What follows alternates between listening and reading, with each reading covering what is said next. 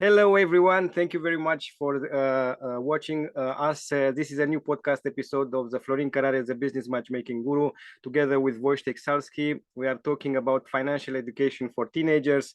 Welcome, everyone. Welcome, Hannah. Welcome, Jake, and welcome, Jakub, again. Hopefully, this podcast episode will help you to light a little bit some bulbs, and also to be successful. I'm looking forward to add more value to you, to understand a little bit more about how to get into the real estate, what is the difference between the commercial and residential real estate, what are the benefits, the advantages, and the pitfalls as well, what to look at, and make sure that you open very big eyes whenever you make a decision, especially in the real estate.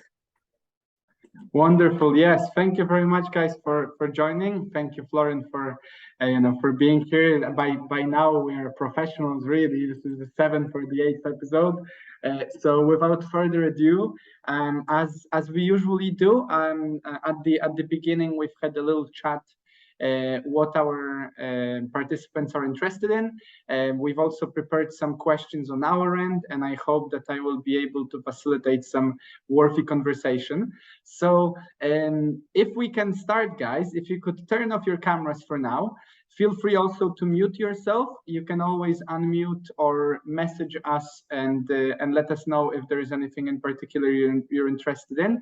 I would encourage you to grab a piece of paper and a pen, or a sort of a notebook, even if you're using digital one, because it might be useful to write down some thoughts and ideas and questions, because we might come back to it later on. And remember, the biggest advantage of being here live is that you get to ask questions at the end rather than wonder what would be the answer once you're doing the recording watch. So let's start, let's go through it, and then let's see what happens. So Florin, first and foremost, I kind of feel like it's a good idea to maybe mention that the real estate is definitely a long-term rather than a short-term strategy. We're not talking here about a 1 week getting rich scheme. Yes.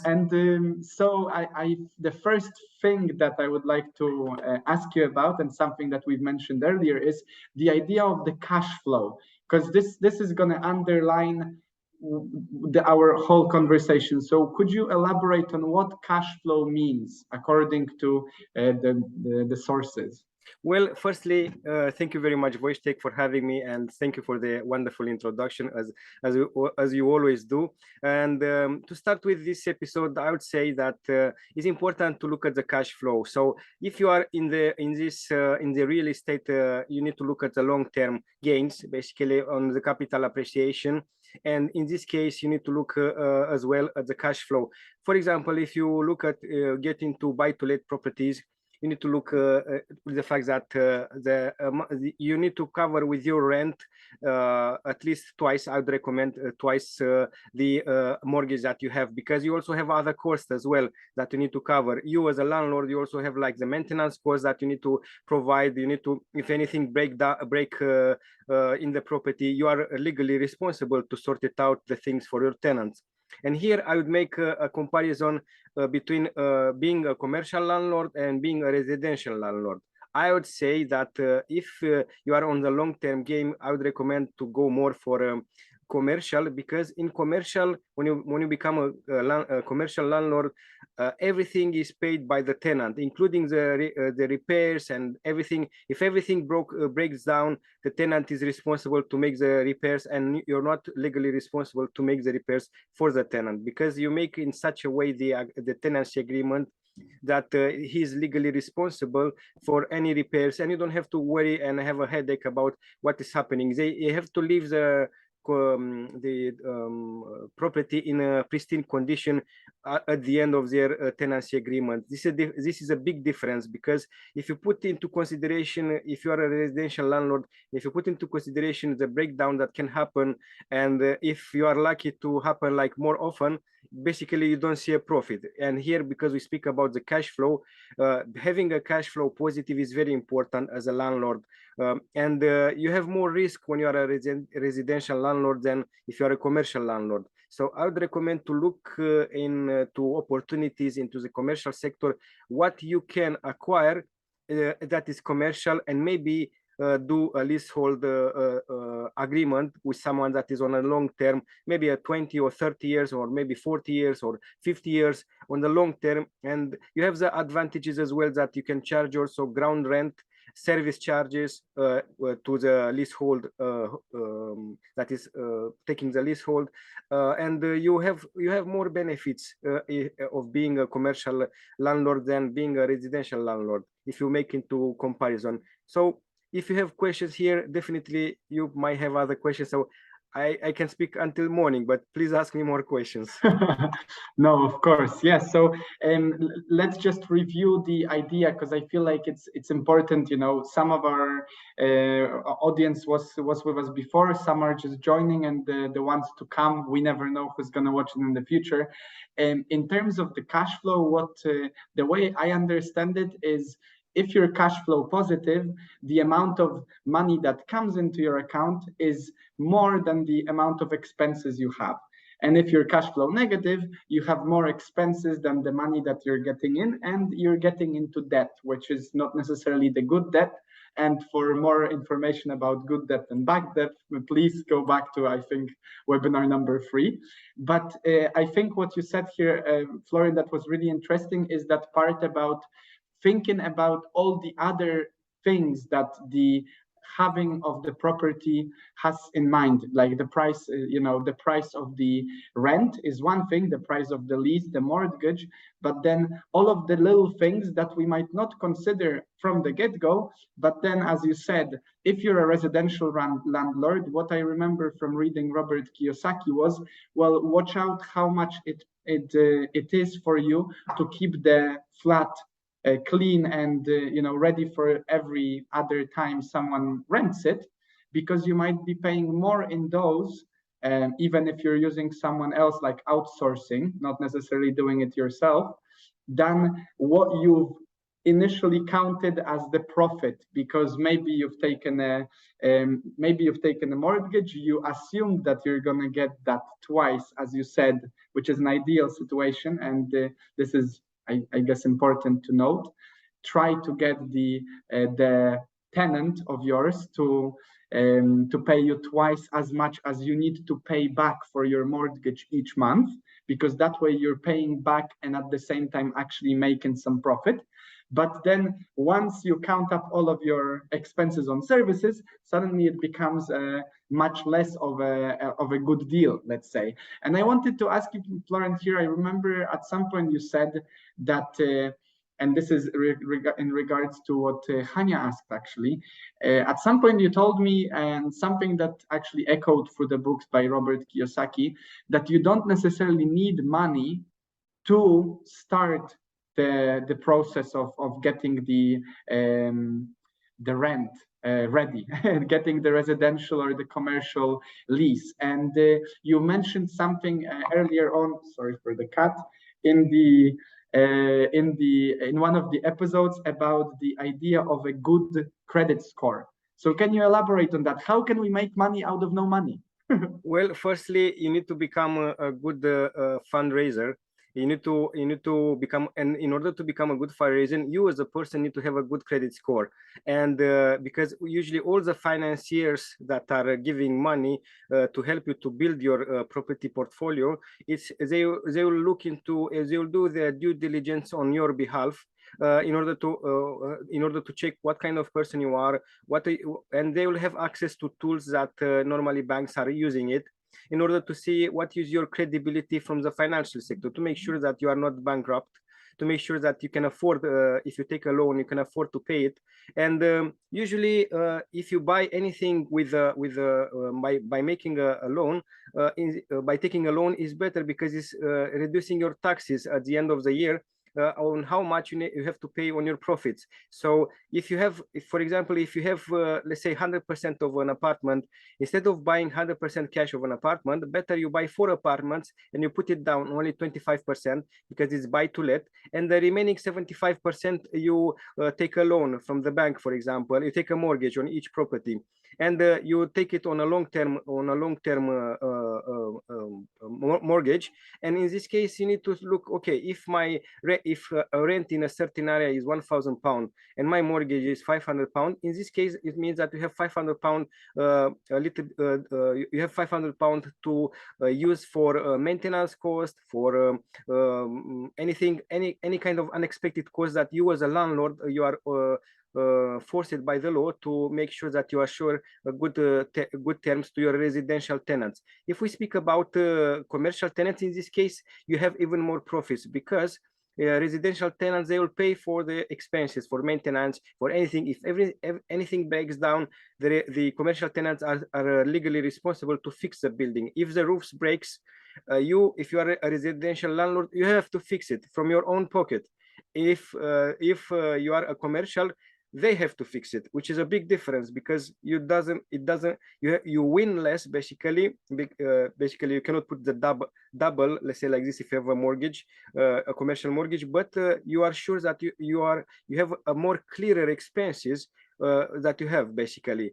And if you can also lease it for the long term, you can charge also ground rent, you can charge also service charge and maintenance. For the maintenance, if you are residential, you can charge a leasehold for, but this is very tricky because the law is protective in regards to the residential tenants, so it's more protective in regards to commercial tenants. So you have less headache when you go to commercial, and it's better to find opportunities to buy commercial spaces. Okay, and I guess a good question to ask at this point is how do we go about this in the we're still talking here on the, at least from my perspective, on the level of someone that does not necessarily have that much money to put down to start with. And I wonder, commercial sounds like something that is much bigger than the residential. Do you have any idea or experience on what are the smallest starting sort of deals for commercial? Because I understand that commercial would have to be any space that a shop at least would use. So is it like a market stand, for example? For example, let's say like this, a place for a coffee shop, for example. You buy a coffee shop and you have two options. You can either, so you have an option to buy the freehold, which means that you also own the property, you also own the land that the coffee shop is built on top of, for example. And sometimes you have that kind of mixed use properties where on the first floor you have the apartment, and on the ground floor you have the shop, for example. These are the best opportunities that you can find because you also have a mix of both. So you have the flat on top of the shop, and you have the shop as well, and you also have the land that the shop is sitting on top. So these are the types of properties that are the smallest ones that you can think of, and you have more opportunity for development because if you are the freeholder, you also you can make an extension, for example, of that shop, and also as well, because you make an extension of the shop that is on the ground floor, you can also have the extension on the flat that is on top of the shop, for example. And this is an advantage. And if you want to buy, for example, that kind of property, is recommended to open properties that is real estate property business, because you have more advantages to be as a business, and you have costs. You can also pay yourself a salary, and it means that you decrease the profits, and then you can also pay yourself dividends if that company is making. So if you make a comparison between having a salary or dividends is even better, but you take dividends after you pay the taxes. Instead, if you pay yourself a salary, the salary, it counts to reducing the cost of is calculated as an expense to the business. So and always anything what is extra, think about how you can put tax-free into your pension. Because, for example, you can put on side every year £40,000 tax-free into your pension. So basically, anything that you don't need, put it to your pension as a director of that company. And in this case, you reduce a lot the profits from that business, and you are not taxed. And as well, which is a big advantage. So you have this kind of concept. you take it or lose it. Basically, any money that you leave in the business that you don't put it on side, like to think of the taxes from the beginning, you pay more on the money that you make. So it's not about how much you make, it's how much you keep. And if you start reading that book about taxes of the Robert Kiyosaki advisor, you'll understand more about what means taxes and why it's important in when you think about property business. Because when you think about like this, you also need to consider how you can use this into your advantage. How I can take a loan to buy a property and create an asset that is cash flow positive. And in this case, you look, okay, so for example, you know that if you want to buy a property, you need to put around 25% of the value of that property, which you need, these are your money. But for example, if you don't have that kind of 25%, what do you do? In this case, this is where is important, your credit score. Because you as a founder of that business, if you have a good credit score, banks will look at that and then they will understand, okay, this is a founder, I know this is a serious person, and then I can lend to this business because he's the owner of the business and because he depends on this business to succeed. I can loan him some money, for example. And you look at the beginning, you should look at property up to 100K, which means that up to 25K, you need to put it down. And in this case, 25K is like pocket money for the banks to give you a loan. As long as you have a good credit score, and with your business you start building to your business a good credit score as well. And everything you buy into your business, use an expense card, which means that you can create different kind of credit lines with different suppliers in your business, and make sure that you pay them back on time. And I guess at this point, it's interesting, important to note. I remember our conversation a while ago about the decision, the making of the decision whether or not to how do you call it, to register oneself as a self-employed and register oneself as a business. And I would like to ask you, what is then, because now we know that even without any money, if you have a good credit score, you can get the loan on the money down and then the mortgage, and ultimately continue on your journey even though you didn't have the starting point. But yeah, is there any? Yeah. Sorry, go on, continue. So yes, please ask the question. I'd like to add something before I forget. Okay, yeah. Is there any limit in terms of how much maybe you need to have of a turnover to be able to register as a business? You don't have a limit to register as a business. You can start the business from zero. Whenever you start a business, you need to put some money in that business as a loan to your business. And this is important because whenever you think about you can think of, okay, I can take a personal loan, like an example, lend the business with the money that I take from the personal loan. For example, I take a personal loan which is 25,000 because I have a good credit score, and I put this loan for a period of 5 years, let's say an example, which means that I have to give around 6,000 plus minus with the interest per year back to the bank, and this money I lend it to my business. Because I lend it to my business, and the remaining I use a mortgage to buy the property. In that case, I already have the first property that is becoming cash flow positive, and I bring money to the business because I have the leasehold that I can do it, or the rent agreement that I can sign. And in this case, I am already cash flow positive, and you start paying back the mortgage, and you start paying back the loan to yourself in order to pay back your personal loan to your bank, basically.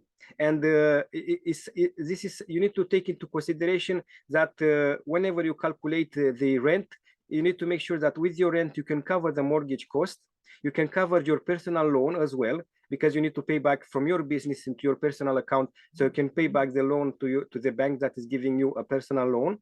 And in this case, if you cover with the first loan, with the first tenancy agreement or leasehold agreement, this cost of your personal loan and the mortgage, and you have also something left over, you are a happy person.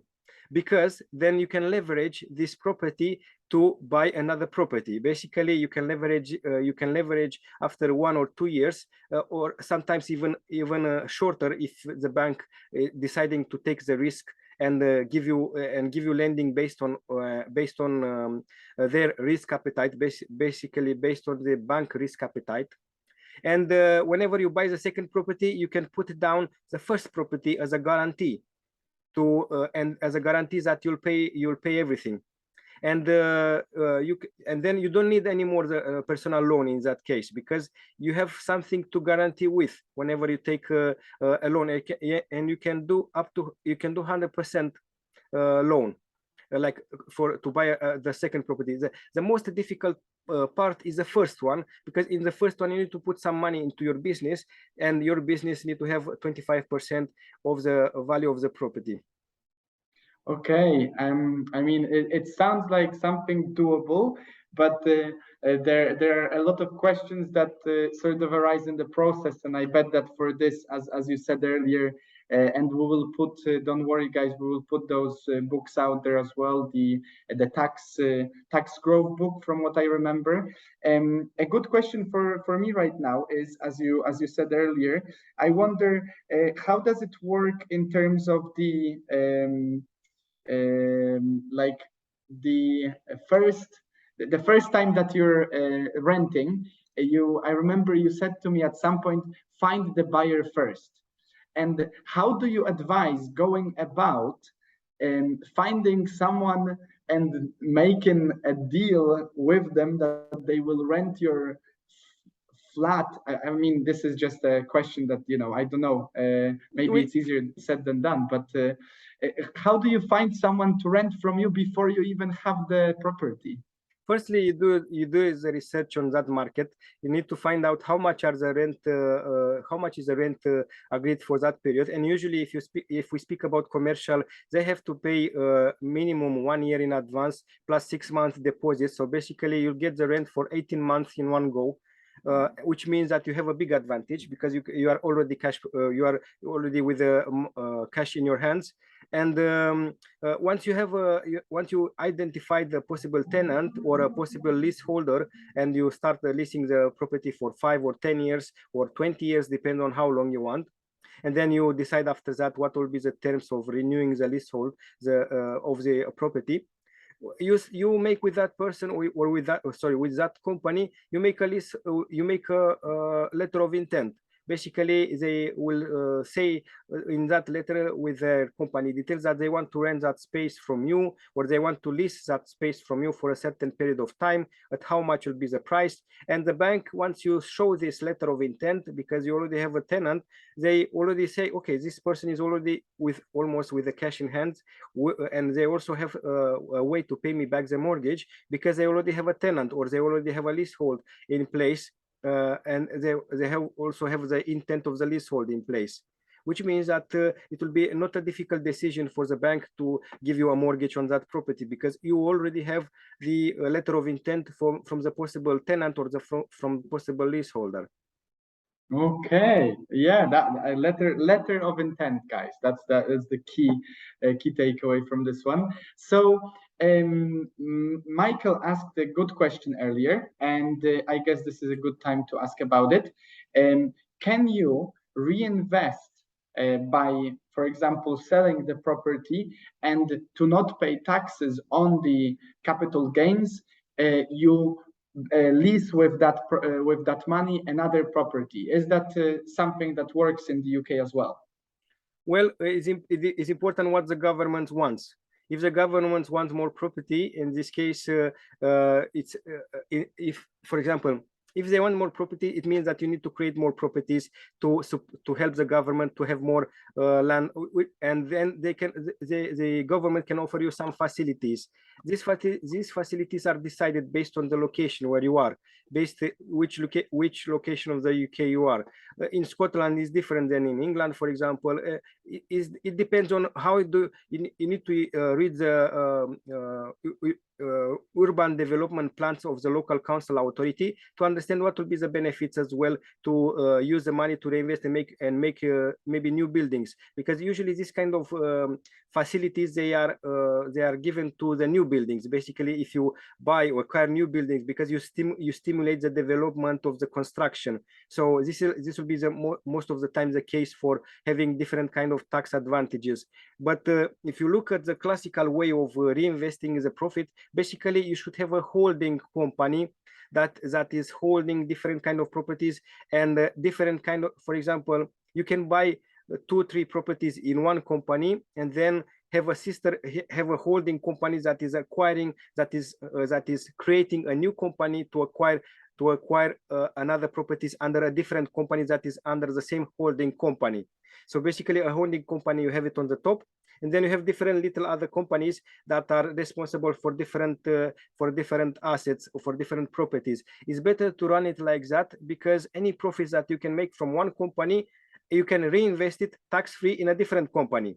This is a way to go forward whenever you want to reduce your taxes in regards to making the profits and then reinvest the profits, because you have one holding company and the holding company is gathering the profits from the subsidiary company and is reinvesting the profits into another subsidiary company, but it's part of the same group.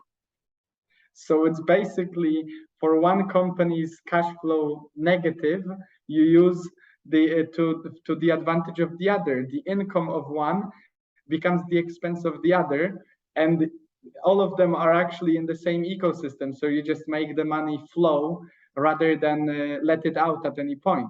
Yeah, but because whatever money are let it out is taxed. So whenever you take out money from the business, is taxed. If you don't take money from the business, but it's important, how do you structure that company? So how do you structure the business? So the best way to work in the property sector, it will be to have a holding company, and for each new type of deal, for example, you should have created a separate company, because if anything bad happen with a subsidiary, it doesn't go to the holding company.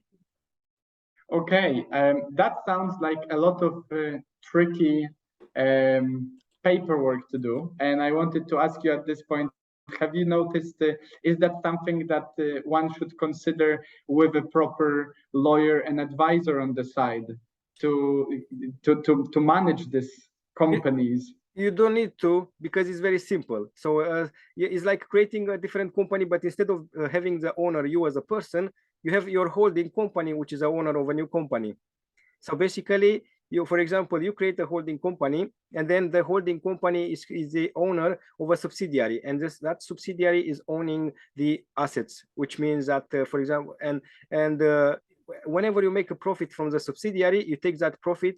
The holding company is taking the profit, is reinvesting the profit in another subsidiary company. Basically, you are taxed once you take out the money from the business. And to take out money from the business to decrease your taxes, you have two ways. So you can take by the way, you pay yourself firstly a salary. You maximize the salary up to, for example, let's say up to 700 something, which is maximum, and you don't pay the national insurance. And then anything what is on top of this monthly, you pay yourself dividends, because you pay less. And as well, you maximize how much you can put into your pension as a director of this company. But this company can put in any director. You can have all your family to be directors of the company, and you put in all your pension, all their pension funds, up to £40,000 per person per year, and which means that you decrease the tax. You decrease the taxes from the company that the company have to pay. I mean, I'm speaking about the holding company. So you use this after you maximize everything what you have in your advantages. Then you can do even something else with your holding company. Your holding company can be the partner of your pension fund. So basically, your pension fund can be the co-founder of a different subsidiary company that is acquiring commercial property. For example, you accumulate it in your pension fund, let's say like this, which is tax-free up to £1,775,000 for whole of your life. This is the amount that is maximum, which is tax-free. And then when you take out from that, you pay the first 25% is tax free, and the 75% is taxed based on your personal situation. But as long as you don't take it from that, as long as you keep it there and you don't start using it, you can your capital appreciation of the assets that you buy with, it will be bigger, and this will be on the long term providing you cash flow positive. You'll have a cash flow, and you have in this way part of it, part of the profits from the new venture that you do with your own pension fund will go to your pension fund, because is a co-founder of that kind of deal in the commercial sector, and part will go to your business. And in order to decrease the taxes on the business, I just mentioned how to do it. Okay, yes, of course. I mean, this is yet another episode. I feel, guys, that Taxes. it's worth reviewing, and yeah, and taxes is a big part of it. But as we talked earlier, I feel like the more you know about stuff, instead of relying on external advisors, the more likely you are to win in this game. So before we give the space for our listeners and audience to participate, I have two more questions. One quite simple, and another one I'm not so sure of. So I remember you've mentioned a word that I don't know if our audience is familiar with, commercial surveyor. What is that? Well, a commercial surveyor basically is evaluating the building, the commercial building, to make sure that to make sure that the building is it's worth the money that you want to pay for. And it's important also to have the inspection of the building to make sure that is feasible, and make sure that the building is not crumbling. You buy it and then in few months it's falling apart. So it's important to pay the experts that are able to help you to evaluate the building if it makes sense, because when you do the evaluation of the building, if maybe have mold inside, this is very important. And you have so many opportunities to decrease the value of a building once you know exactly everything about that building. So it makes sense to spend your money with a specialist to evaluate properly the building from all points of view. Commercially, basically, like if that area it's a good area to rent, for example. Also, like from the structural point of view of the building, if the building is in good standing, and it means that make sure that does not have big faults that you need to spend a lot of money to repair the building. Also, if you buy a business that is owning this, make sure that is owning the building, make sure that the business have paid the taxes. Look into the financials of the business. Look at the balance sheet and profit and loss. Make sure that it makes sense for you to buy that building. Or you either buy the business with the building that is holding as an asset, or you buy only the building from that business, for example. In this case, make sure that the building is worth your money as well. Okay, yeah. So here yet again, guys, remember that if you're running your own business, you can count this into expenses. This is especially in real estate, I guess this would be under the expenses, and it would actually relieve some of your taxes later on. And it's basically about, especially with real estate, it's about looking what's inside the bag before you buy it. Because look under the hood. Under the hood, yes, I wrote that down. I think it's really important, because it's not something that you can check online, and it's I guess the biggest difference here in comparison to stocks, bonds, any sort of assets that we've talked about before, is each of them will be different, even if it's the same name. For example, it can be the same kind of a flat in the same building, but each flat can be in a different shape and a different state. So if you buy the cat in a bag, you might get yourself in a bit of a trouble. So finally, before we finish, I wanted to ask you then, as always, we give our audience a little bit of a guidance. where to look, where to learn from, and what sources to look. So, for example, for stocks, we talked about the Wall Street Journal, we talked about some economic newspapers and news that you can survey. And for real estate, what would you advise? What resources and maybe tools we could use to start playing with this? Well, I would recommend to become an intern to someone that is participating to auction, to building houses under hammer or auctions or everything, because you learn so much from them, and you understand that you need to look to so many different aspects and make some friends that are good in construction, that understand the structures, and engineers that will be able to do the evaluation of the building. Make sure that you mingle with the right people that that you can learn from, and see what will be the different aspects, how you can reduce the cost maybe of a full refurbishment. In this case, look at the different cost of the materials, because even if you take something that is important, the main thing which with any building is important to make sure that the structure of the building is the right one, and anything else can be sorted as long as you have a good price on that building, for example. And if you don't have time and knowledge to fix the building, in this case you should think of partnering with someone that is from the construction sector, that will be able to look at the cost, and he or she can know about how much time it will take to put that building back into place to be rentable. Because, for example, if you speak about a shop, someone, you can find tenants for the shop, you can find restaurant owners or anything else, but you want a shop that is functional.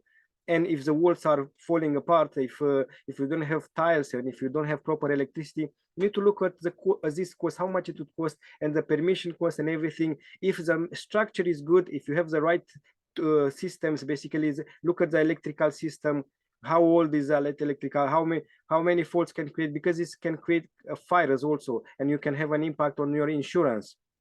Because if yeah. Yes, no, wonderful. And I guess one thing that popped into my head, I remember, and yet again, Rich Dad Poor Dad, guys, and the books from Robert Kiyosaki are definitely worth reading in terms of the real estate. But the trick here that I'm struggling with a little bit is Robert Kiyosaki talks a lot about American, sort of system. And the real estate system will vary across the countries. So I wonder, do you know where can we find those, and I don't know, maybe in UK it's not even a thing, but in one of the chapters, Robert talks about the properties that were sold, that were the tenants were not able to pay for them. They became acquired by the state, and because of it, they are much less valued, because they were taken back as a sort of, I guess, retribution for not paid mortgage. Is that something that is in UK, and is there maybe a resource for that? Well, I already said. So basically, the resources, houses under the hammer, or commercial or auction houses, where you look houses under the hammer. Okay. Yeah, or basically this is for residential. And you look at the auction houses, but you need to take into consideration that whenever you take something at the auction, you need to complete immediately. So basically, you need to have the funds already 100% of the price in 28 days. So you don't have too much time on your disposal. Okay, so it's a bit more. Yeah, basically you need to move fast. I would recommend to go on this step on the second acquisition or the third one, or the first one, because you don't have you need more time to acquire the first property. I would recommend to not go on auction. I would recommend to search for deals the classical way. Search for someone that, for example, put a property for a long term. Look into different kind of websites that are for property websites, and look and write it down when that property was put on the market, how long it was on the market. Some people put the same property several times, basically, but you have a history that you can search on property websites. How long is that property on the market? Because if the property is long enough on the market, you need to look why is so much. Basically, maybe it's not interesting. You need to look also at the council development plans. For example, in an area, if an area is undeveloped, but you know that the council will have the plans to develop that area, this will be a question about of 3 to 5 years that your house can double in price, like an example, because nobody looks at that area that can represent a possibility. And you need to look, okay, what can I do here? What kind of activity can I do here? What will be the, and you can create as well your own market in your own community. So basically, if you are an influencer or a reader, you can attract your own peers to come along and rent from you. Basically, you create your market. But you look, okay, what will be the is it in an industrial area? Is it in a near students shops, maybe near student accommodation, and someone that have a small restaurant or small takeaway can rent that space from you?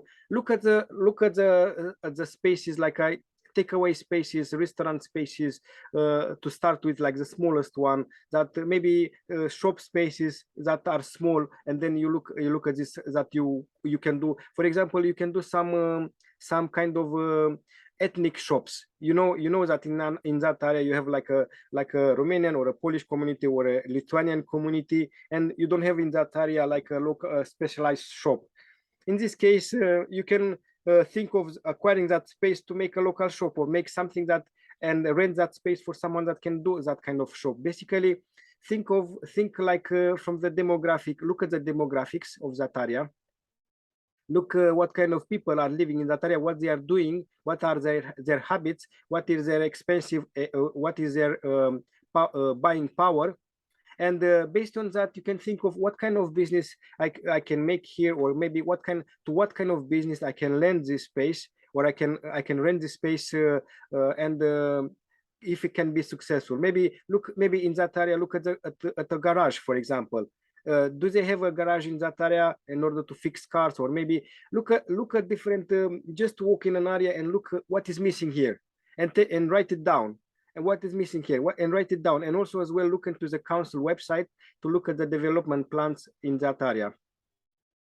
Wonderful. Yes. So yet again, guys, this is the part that I guess we've been fostering for quite a while, and hopefully you're going to take away from all our webinars, that you need to think like a business person. Even though you're not yet in the business, you should consider the opportunities before they are there, and sort of create the space for yourself.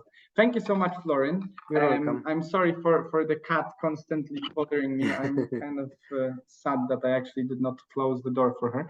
But in terms of the questions that I've had, I have a few more, but I feel like it's a good time to let our audience participate, and we can take it further. I'm really interested in hearing what the others have to say. So guys, if you'd like to turn on your cameras, you can unmute yourselves, and let us know, is there anything that you'd like to explore further? Maybe clarification, maybe some new topic regarding the real estate.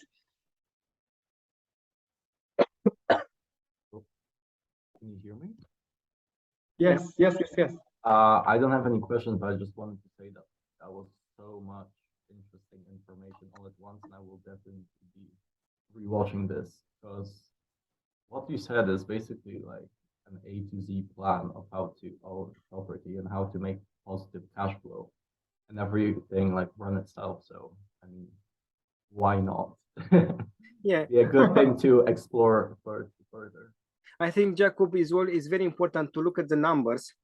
Make sure that you do your homework whenever you try to approach a lender. Make sure that you do your homework and you look at the numbers, you look at the expenses that you might have, and you make sure that you are cash flow positive. Because when you speak about commercial property or residential property, if you look at the mortgage, to take a mortgage is always about the tenants. So it's always about how much will be the yearly income that you can generate from tenants. And if you have a letter of intent, it's even better to show to the bank or the mortgage or the institution that is giving you the money to buy that property, to make sure that you are cash flow positive, so you can pay the mortgage. You also have the money to maintain that property as well, because you as a owner, you are legally, if it's a residential, you are legally obliged to maintain the building.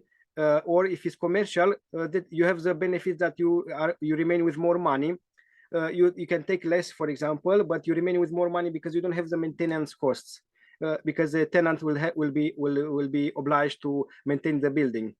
You need to take into comparison, what can I do here? And when you are in an area, look, think about like the development opportunities. Look at the council website to make sure what plans they have in that area to redevelop the area. And if you hold enough, basically, because this is a long-term strategy, investment strategy, this can pay you quite significantly on the long term. Sounds good. Yes, of course. I mean, the amount of places that right now in Warsaw are great spots to hang out, and 20 years ago people would not walk past that place. It's yeah, astonishing. Jake, Hannah, Michael, any ideas? Questions? Well, don't you think, like, I know commercial is obviously the safer bet, but residential's the bigger market, right?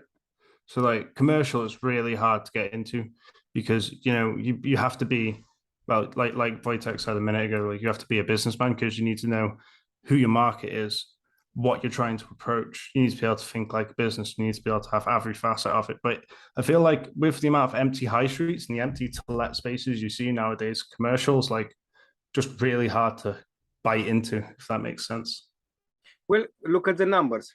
Everything is about the numbers. When you speak about look at the numbers. Okay, these numbers make sense for me, because if you don't do well your homework, you may be, instead of being cash flow positive, you may be cash flow negative.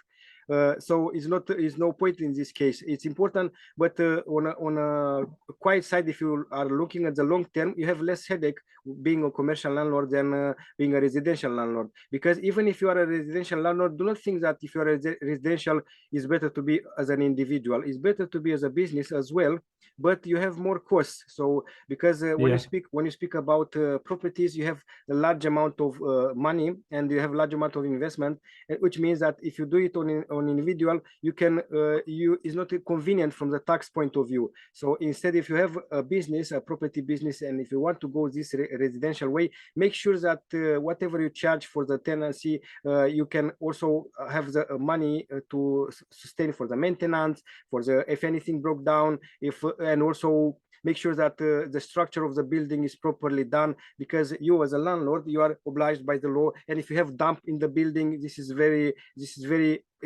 common in UK to have dump, and you have so many risks and so little reward when you are a residential landlord.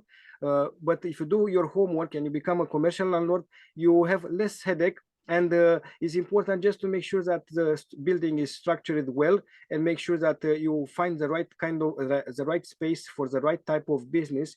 And you need to look into that area, what is missing here, what are the struggles that the people might need in this area, and you need to find that kind of tenant that is missing in that area. Basically, it's to do your homework even before you think of buying that property. Okay, what is the demographic in that area? What is the buying power in that area? What is the unemployment in that area? Because if unemployment is so big, definitely you'll have problems. But if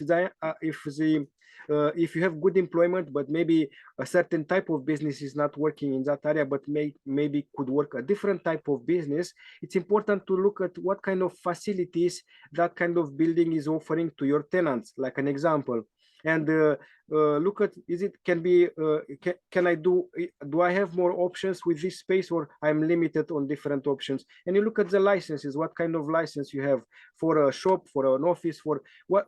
Basically, these are important to understand what will be the licenses that you have for that space as well from the council. And if you do well your homework, you can find that kind of space, and you can do it. For example, this period, a lot of hotels are like because they don't have the staff, they do not know how to manage properly the building, they close down, and you have an opportunity maybe to acquire that building. And if you know how to run a hotel business or maybe a B2B business, why not?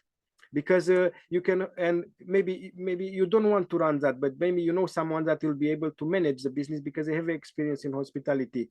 And you need to look, okay, what kind of objectives I have in this area. If I want to take a little hotel like an example, or a B&B, or a guest house, or something like that, because you need to look, okay, what can I do in that area and what will be the benefits. And if you structure your business like a holding company, for any new deal, you create a new company as a subsidiary, which means that if a company is profitable, you take the profits from one company into the holding company, and then you move with the profit to buy and to acquire a different kind of asset in the holding company by creating a different subsidiary for that asset. So basically, what we're gonna do, guys, is we're gonna create a huge corporation holding company following this webinar. Wonderful. So I wanted to ask Hania, Michael, do you have any questions, any ideas, any thoughts, or did we manage to answer your questions from earlier? I feel like there is still a lot of information to be searched for on the internet, especially that we're not all in the same country. But maybe you still have some questions for now. Yeah, like our questions, I feel like were answered. Like I'm not gonna jump just right into having a loan and just buying apartments, but it's for sure uplifting that you don't really need a fortune to like invest in this kind of investment, let's say. And we were just talking about also like storage area, that it's, I don't know if it's like counting into real estate, but with all those things that we still like buy, and people have so many stuff that they don't know what to do with them, and they just start to renting just storage space only to store more stuff. And we can see even now just magazines building, and you can rent a 2 meters place for your stuff. So we were just thinking about that would be an interesting idea, because then you can also ditch the like annoying people that would rent your apartment. They wouldn't break anything because they just put their stuff in them. So you don't really have to bother with managing people at the same time. But here we speak a different type of business. So Okay. it's not a real estate business what we're talking here. So this is a kind of service business, and it's a different one. So basically, if you're looking to do something like an Airbnb type of platform where people rent the spaces, this is like more like a software as a service. And if you want to grow big, it's important to make sure that you have a technology partner with you to make sure that you can work with more properties, because you cannot make a living out of a small number of what you just said. So basically, it's important to work with big numbers, but in order to manage those big numbers, you need a platform. And you need to create that kind of platform that is able to manage everything, because at the end of the time, you don't want a headache. You want a cash flow positive game, and make sure that is successful, because otherwise you just put yourself more stress on your head. So it's important, how do you structure, and how do you look at it? Basically, you can, for example, some people can, it was before like renting parking spaces, for example, but you need a technology partner. So if you speak a software as a service, because this is kind of this is a kind of service, in this case you need someone that is good in programming and is able to create that kind of platform to be able to serve customers, to serve the owners, basically, because you provide a service to the owners of those spaces. Like an example, this is how Airbnb is working, or Uber is working. Basically, you leverage on the other people assets, and you can create a service. But it's not a property business. To make sure that it's understood this. When you speak about a property business, you actually own the buildings. And that's why I said that it's easier if you are a commercial landlord than if you are a residential landlord, because you have more responsibilities when you are residential. You have more responsibilities to your tenants. You have to supply them. If anything breaks down, you have to fix it. And not if it's residential. If it's commercial, yeah. Yes, but I guess in these terms, what Hania suggested, if she rents the space for a company that does storage as a service, then it works because she Yeah. just bought a huge garage. She rents it for a company that creates those small boxes for people to keep their stuff, and in that moment you're in the property business. The moment you're starting to manage people's stuff in the boxes, you're in a service. Okay. So I guess am I correct, Florin? Yeah, yes, you are correct. But my question here to you, it will be how big you want to be.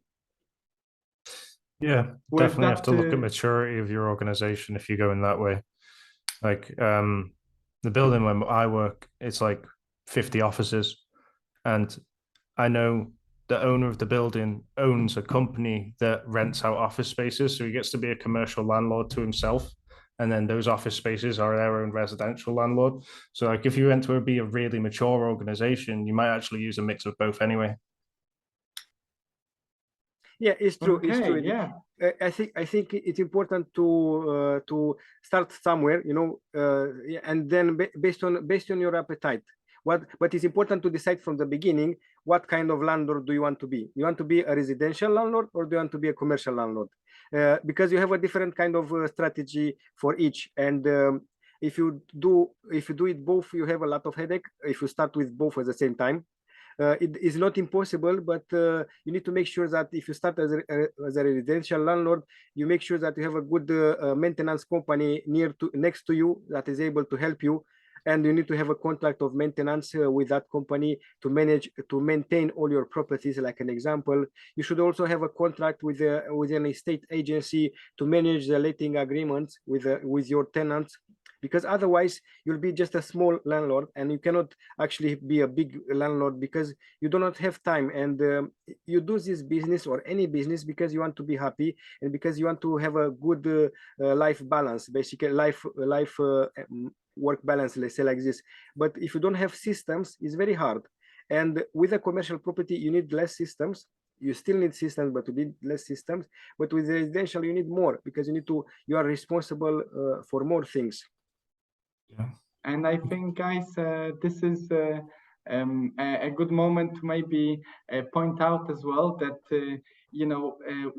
with so far what we've learned during our webinar series, and I hope that there's yet to come quite a bit.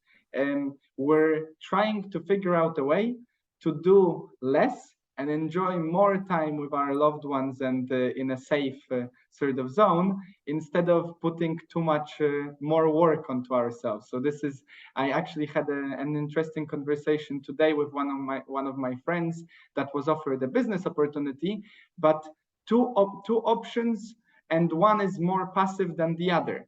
And then the question is, do you want to spend more time or more money on things? And in that moment, you can either hire someone to solve your problems, or you can solve them yourselves, but maybe you won't have time to to sleep in on Sundays and relax. But I feel like it's a good time. It's a full hour by now, so I think it's a good moment to finish. Yeah. Is there any other questions whatsoever? Raise your hand if you'd like to ask. Feel free to also comment on our post later or send me a message. We're continuing and we want to provide you with some ideas. So first of all, thank you very much, guys, for coming. It's a pleasure, and really, without the audience, it's a much bigger of a challenge to have a little webinar. Thank you so much, Florin, for sharing some ideas with us. I've been really soaking it all in, and I hope that everyone else is finding it quite useful as well. And yeah, maybe if you'd like, we can take a little photo to commemorate today's lesson. Is that something we can do? Perfect. Please do so, and let's have a nice smile. Thank you very much, Wojtek, for having me, and I hope we will remember this for the history as well, because you never know how big all of us can become in future, as long as you understand exactly what do you want. And okay, Wojtek, you can make a photo because yes. Let's say cheese. 2, 1. Yay! Beautiful. I'll make sure to send it your way and also to put on the group, guys. As a reminder, and I feel like this is a good moment to say so. We're coming to we're nearing the end of our webinar series. I have some plans for after the series to keep the momentum going for those who will want to participate. But I would definitely recommend to plan your weeks accordingly so you can attend. We're gonna have next week venture capital, a bit broader subject, maybe something not necessarily for the starter, but it's important to think about the finish line when you run, so you know where you're running towards. So maybe that's something interesting for you to participate in. And then we're gonna do a webinar which is gonna be fully committed to reviewing and thinking about considering it all together. And I think that's very, very useful. Like, I would like you to be there because your participation makes it worthwhile. I can only ask so many questions. So thank you so much for coming. Thank you, Florin, for having us, and enjoy your night, guys. You're welcome, Wojtek. Thank you very much for having me as well. Thank you, guys. Take care. Good luck in everything you do. Enjoy the evening. Thank you. Bye. Bye-bye. Take care. Bye bye. Bye-bye. Bye-bye.